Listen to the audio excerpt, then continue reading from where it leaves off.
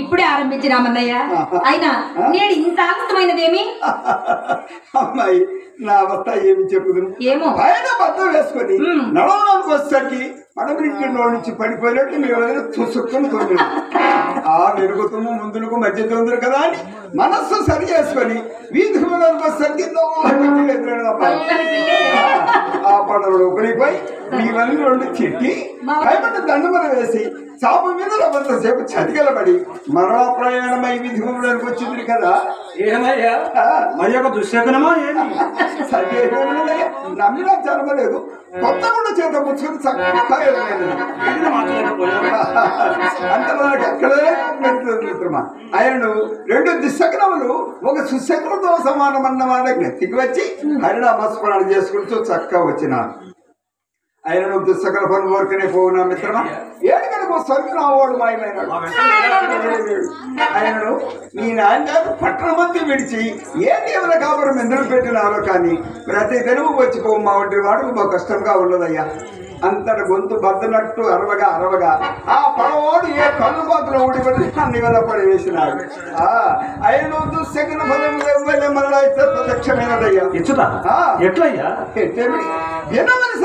కథ విక్రమైపోయినది కదా మిత్రమా. నీవు విమనసులు పురాణం ఏమీ మించిపోలేదు. ఇంకా నిన్నటి పతివద ధర్మఘట్టంలోనే విన్నాను. పతివద ధర్మఘట్టంలో అవి అయ్యా నాకు ముఖ్యంగా కావలసినవి. అవి మించిపోయినందుకే వ్యాపారం. నీవు పురుషుడు కదా, నిస్సందేహంగా నుడికి పాడు.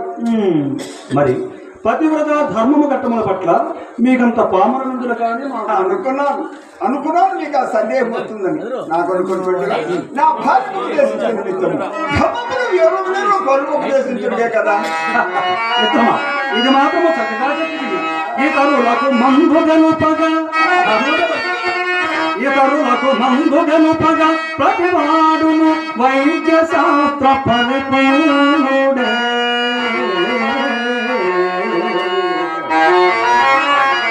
ఇతరులకు నీతి గనుపగా ప్రతివాడును వైద్య శాస్త్ర పారంగతుడే.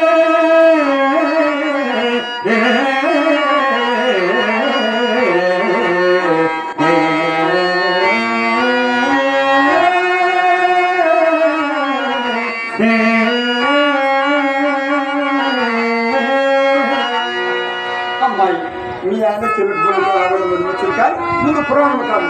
ఇదిగో అన్నయ్య.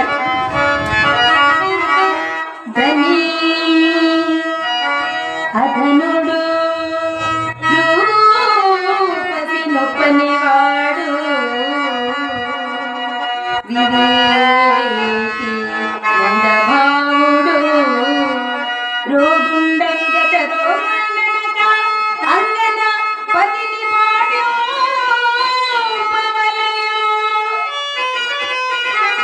కామధ్వంసి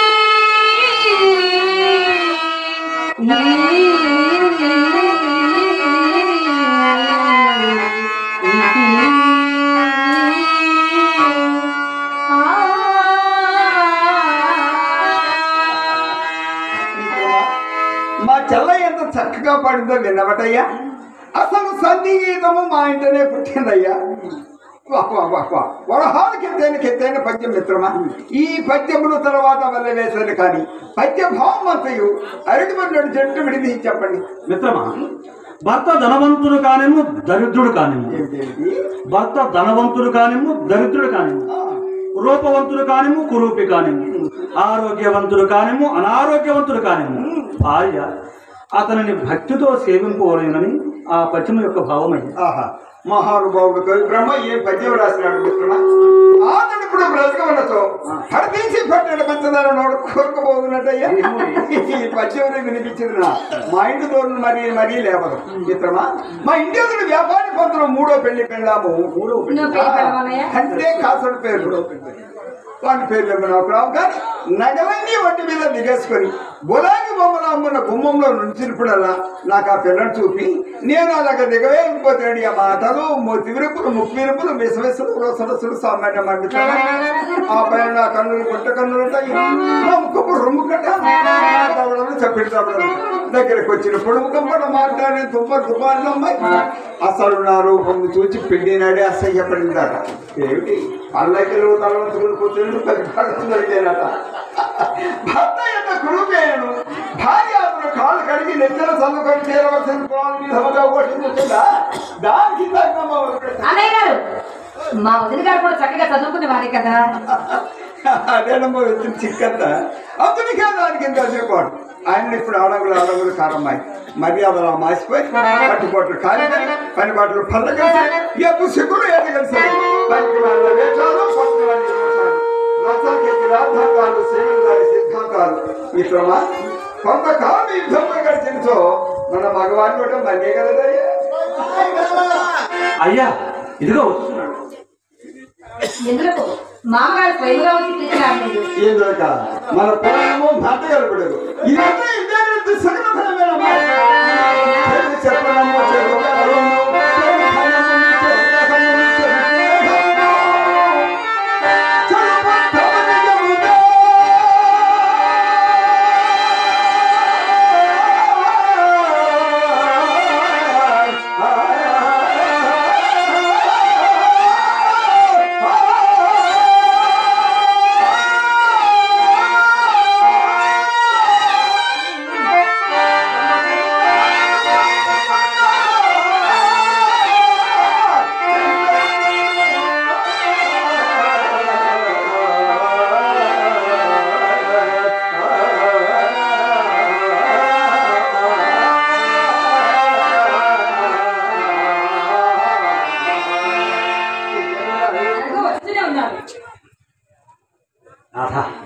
నేరిక పురాణం వేసి నాకు ప్రయాణం సిద్ధం చేయి నేను శీఘ్రముగా తండ్రి గారి కార్యస్థానంకు వెళ్ళవలసింది అయ్యే దేవుడా పొద్దు వారం లేదు భోజనాశం తెలియలేదు అప్పుడేమో తొందరపడి అవసరమయ్యా మరేమీ లేదు మిత్రమా నేటి నుండి తండ్రి గారు వ్యాపారం అంతయు ప్రత్యేకముగా నా పైన వచ్చి తాను విశ్రాంతిగా ఇక్కడ నిశ్చయించుకున్నారు ఏదో వచ్చి ఉన్నదట శీఘ్రముగా రమ్మని ఆజ్ఞాపించినారు అయ్యో అలాగైనా మీకు కార్యభారం అధికమయ్యి శిరోభారము కలిగేమో నాకున్నదే సందేహం కలదురా కానీ ఏం చేయను తండ్రి గారికి విశ్రాంతి కలిగించిన నిమిత్తము తల యొక్క తలుచుకున్నాను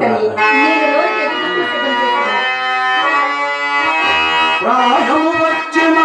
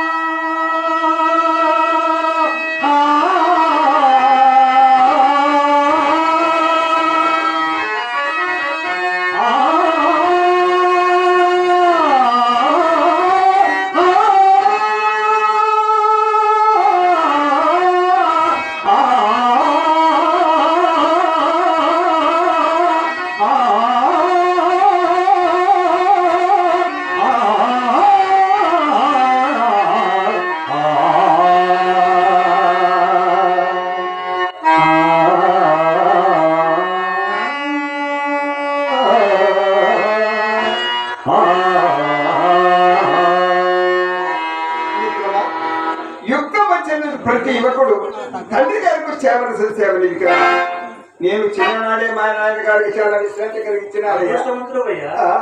ఎట్లంటావా? ఆయన పొడవులను పాల్గొట్టి ప్రతి నెల పొడవు కాల్ చేసుకుని వస్తాను కానిచ్చినాను. కొల్లాయికి కూర్చొని రచించి ప్రతి నెల పొలుకున్న వస్తు కూడా తప్పించినాను. మూడవది కట్టి ప్రతి నెలము వచ్చిపో వాటికి ముహూర్తములు పెట్టి బాధ కూడా తప్పించినానయ్యా.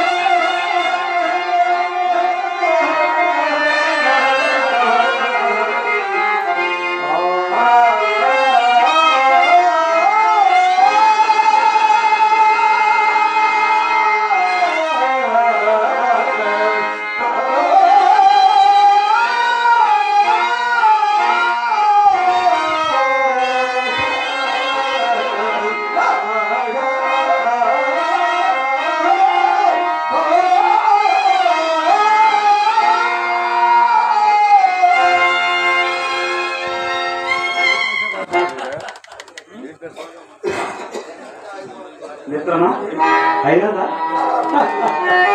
శుభమాంటూ కార్యస్థానములు కూర్చుంటే వేల వెలందిని మరి దుర్విట్లు తనతో ధర్మపత్ని రోజు విధమునాని ఆ శుభం పలుకుతారు. ఎన్ని కార్యములు బయటపడిన మన పురాణ పోస్టుకెన్నడూ భంగము రానేను.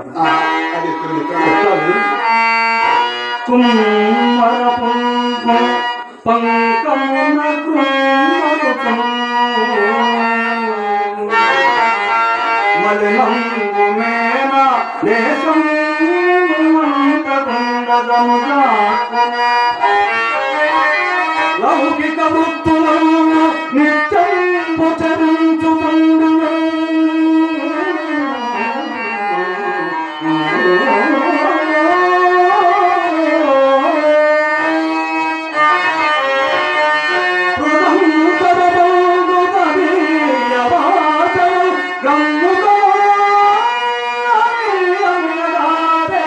వివేకమనంగా